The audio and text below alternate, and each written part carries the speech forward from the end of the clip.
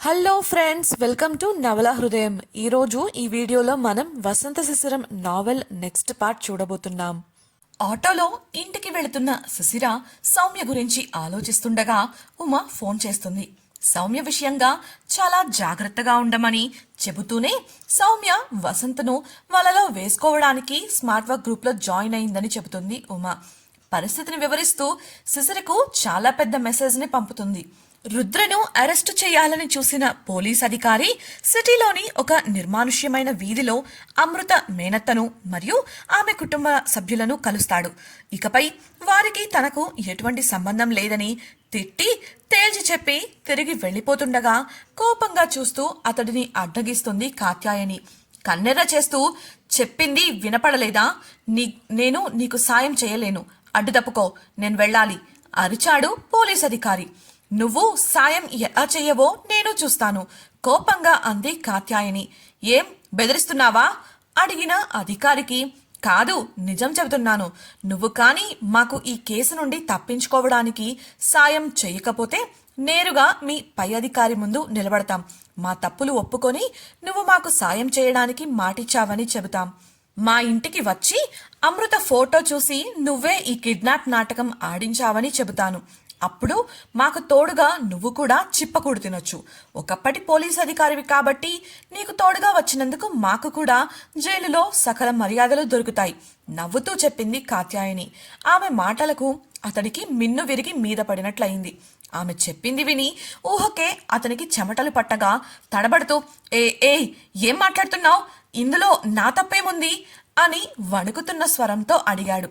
అందుకు కాత్యాయని నవ్వుతూ, నువ్వు ఏ తప్పు చేయలేదు స్వామి, కానీ మేము తప్పు ఒప్పుకొని లొంగిపోతే మీ పోలీస్ వాళ్ళు ఏం చెప్పినా నమ్మేస్తారు.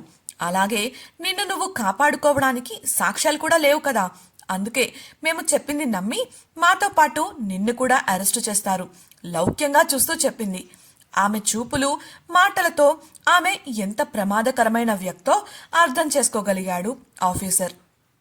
భయంగా ఇప్పుడు ఏం చేయాలి అని అడగగా అతని వంక చూస్తూ వంకరగా నవ్వింది కాత్యాయని.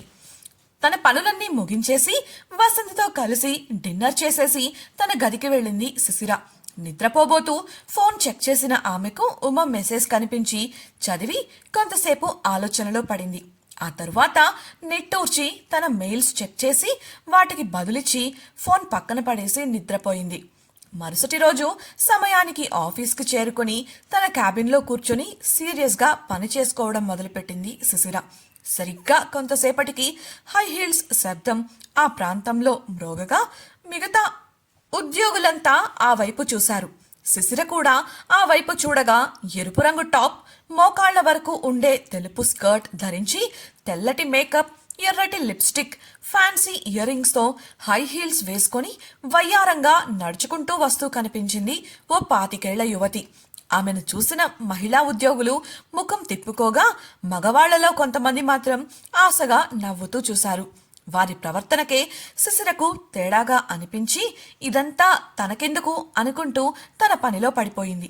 అయితే కొంతసేపటికి ఆ శబ్దం తన వైపుగా వస్తున్నట్లు ఎక్కువగా వినిపించగా డిస్టర్బెన్స్ అనిపించినప్పటికీ తల ఎత్తకుండా పనిపై దృష్టి పెట్టింది ఆమె. అంతటితో శబ్దం ఆగగా ప్రశాంతంగా ఫీల్ అయింది. ఆ ప్రశాంతత ఆమెకు క్షణం కూడా దక్కకముందే ఆమె ముందున్న డెస్క్ పై వెనుక నుండి ఏదో పడి పెద్ద శబ్దం రాగా ఉలిక్కి పడింది సుశిర. ఏంటా అని చూడగా అది ఒక బ్రాండెడ్ లెదర్ హ్యాండ్ బ్యాగ్. అది ఎవరిదా అనుకుంటూ వెనక్కు చూసిన ఆమెకు ఇందాక తాను చూసిన యువతి కోపంగా తననే చూస్తూ నిలబడి కనిపించింది. ఆమె అక్కడ ఎందుకు ఉందో అర్థం కాని సుశిర అయోమయంగా చూడగా ఆ యువతి, ఏయ్ ఎవరు నువ్వు, లేచి పక్కకు వెళ్ళు అని చిరాకుగా చెప్పింది. అందుకు పక్కనే ఉన్న కుసుమ, చూడు సునీత, ఆ అమ్మాయి నిన్ననే కొత్తగా జాయిన్ అయింది, తనతో నువ్విలా దురుసుగా మాట్లాడటం తప్పు అని చెప్పగా, ఆ మాట నాకు చెప్పడానికి నీకేం అర్హత ఉంది? నేను నీ టీం లీడ్ని అని మర్చిపోకు. అయినా సునీత ఏంటి, కాల్ మీ సునీ మ్యామ్ కోపంగా చూస్తూ చెప్పింది సునీత. కాదు కాదు సునీ. ఆమె దురుసు ప్రవర్తనకు కుసుమ సారీ అన్నట్లు జాలిగా శిశిర వైపు చూడగా వారి సంభాషణతో సుని ఆ టీం లీడర్ అని అర్థం చేసుకుంది శిశిర. మర్యాదగా లేచి నిలబడి, హలో మ్యామ్, నేను కొత్తగా జాయిన్ అయిన ఇంటర్న్ని. ఇక్కడి పద్ధతులు నాకు కొత్త, తప్పుగా అనుకోకండి. ఈ సీట్ నేనిప్పుడే ఖాళీ చేస్తాను అంటూ తన వస్తువులను సర్దుకోవడం మొదలుపెట్టింది శిశిర. సుని చిరాకుగా ముఖం పెట్టి శిశిర వాలకం పరిశీలించి, ఎక్కడి నుండి వస్తారో తెలీదు ఇలాంటి లో క్లాస్ పీపుల్, అయినా ఇలాంటి వాళ్ళను జాయిన్ చేసుకున్నందుకు ఆ హెచ్ఆర్ డిపార్ట్మెంట్ని అనాలి అని పైకే అంది పొగరుగా. ఆమె ప్రవర్తన అతిగా ఉందని అక్కడున్న అందరికీ అనిపించినప్పటికీ సునీతో గొడవపడి గెలవలేక మౌనంగా వేడుక చూస్తూ ఉండిపోయారు. అయితే ఆ మాటలు విన్న శిశిరకు కోపం వచ్చింది. ఎంత ఒక మనిషి తన సీట్లో కూర్చున్నంత మాత్రం చేత వాళ్లను ఈ విధంగా తక్కువ చేసి మాట్లాడటం నచ్చలేదు. ఆ స్థానంలో తనే కాదు, వేరే ఎవరున్నా సహించేది కాదు. తన వస్తువులన్నీ తీసుకుని ప్రక్కకు జరిగి, తెలియక మీ సీట్లో కూర్చున్నాను, అది మీకు తప్పుగా అనిపించింది కాబట్టి I'm really sorry Suni ma'am, so ఇప్పుడు మీ వంతు అని శాంతంగా చెప్పింది. ఏంటి నా వంతు అని సుని అడగగా, ఓ, మీ పెద్దవాళ్లకు ఇలాంటి చిన్న చిన్న విషయాలు అర్థం కావేమో కదా, డోంట్ వరీ, నేను చెబుతాను. నా వల్ల జరిగిన పొరపాటుకు నేను క్షమాపణ అడిగాను. మరొకరి మనసు బాధపడేలా మాట్లాడినందుకు ఇప్పుడు క్షమాపణ చెప్పడం మీ వంతు అని వివరించింది శిశిర. వాట్? నేను సారీ చెప్పాలా? ఎందుకు చెప్పాలి? నీలాంటి లో క్లాస్ మనుషులతో నేను నిలబడి మాట్లాడటమే ఎక్కువ, అలాంటిది సారీ చెప్పడమా? నెవర్. మోరోవర్, నువ్వే నాకు సారీ చెప్పి నీ చున్నీతో నువ్వు కూర్చొని డర్టీ చేసిన నా డెస్క్ క్లీన్ చేసి వెళ్ళు, పొగరుగా అంది సుని. ఆమె మాటలతో గొడవ పెద్దదవుతుంది అనుకున్న కుసుమ, సునీ మ్యామ్ ప్లీజ్ ఈ విషయం ఇంతటితో వదిలేయండి. తను నిన్ననే జాయిన్ అయింది కాబట్టి ఇక్కడి పరిస్థితులు తెలియవు. అందులోనూ తన గురించి తెలియకుండా మీరే తనను లో క్లాస్ అని మాట్లాడారు. అది తప్పే కదా. ఒకవేళ ఈ విషయం పెద్దదైతే మీకే చెడ్డ పేరు వస్తుంది, ఒక ఇంటర్న్తో గొడవ పెట్టుకున్నారని. ప్లీజ్ వదిలేయండి మేడం. శిశిరకు మౌనంగా ఉండమన్నట్లు సైగ చేస్తూనే బ్రతిమిలాడుతున్నట్లు సునీని అడిగింది. ఆమె చెప్పింది కూడా నిజమే కావడంతో సుని శాంతించింది. అయితే తన అధికార పొగరుతో, కొత్తగా జాయిన్ అయ్యావు కాబట్టి ఈసారికి వదిలేస్తున్నాను. నీకు ఒక సలహా ఇస్తాను, నాకు దూరంగా ఉండటానికి ప్రయత్నించు. అలాగే ఈ టీంలో పనిచేయాలి అంటే నేను చెప్పింది వింటూ నా కింద పనిచేయాలి. నోరు లేస్తే మరుక్షణం కంపెనీ బయట రోడ్డు మీద ఉంటావు, జాగ్రత్త, వేలు చూపిస్తూ చెప్పింది. అందుకు శిశిరకు ఇంకా కోపం ఎక్కువైనప్పటికీ నవ్వుతూ, మీ సలహాకు థ్యాంక్స్ మేడం. అలాగే నా వైపు నుండి కూడా మీకు ఒక చిన్న సలహా, చిన్నదే కానీ మీకు బాగా ఉపయోగపడుతుంది, నమ్మకంగా చెప్పింది ఆమె.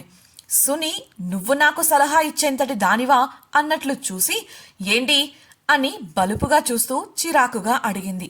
శిశిర నవ్వుతూ, don't judge a book by its cover అని చెప్పగా కోపంగా పళ్ళు కొరుకుతూ శిశిర మీదకు వెళ్ళింది సుని.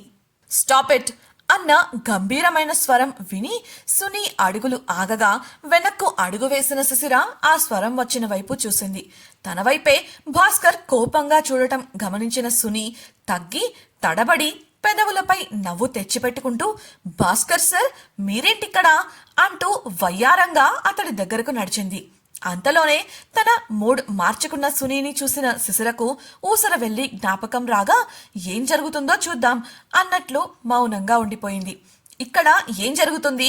కోపంగా అడిగిన భాస్కర్ కు, చూడండి సార్, ఈ ఇంటర్న్ కి తన సీనియర్స్ కి ఎలా మర్యాద ఇవ్వాలో తెలియదు, దురుసుగా మాట్లాడుతుంది సార్ అంటూ అమాయకంగా ముఖం పెట్టి చెప్పింది సుని.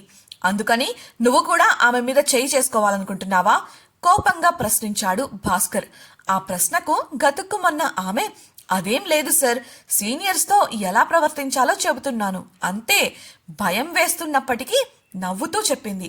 చాలు సునీత, ఇక్కడ ఏం జరిగిందో అంతా నాకు తెలుసు. నువ్వు ఇలా చేస్తావని అస్సలు అనుకోలేదు. నీ ఈ ప్రవర్తన బయట ఎవరికైనా తెలిస్తే కంపెనీ పరువేం కాను, ఎవరితో ఎలా ప్రవర్తించాలో తెలియనిది నీకు. ఆమె ఎవరో అంటూ ఉండగానే శిశిర కల్పించుకొని, ఏదో అనుకోకుండా జరిగింది సార్, మొదటి తప్పుగా భావించి వదిలేయండి ప్లీజ్ అంటూనే తల అడ్డంగా ఊపుతూ చెప్పవద్దని సైగ చేసింది శిశిర.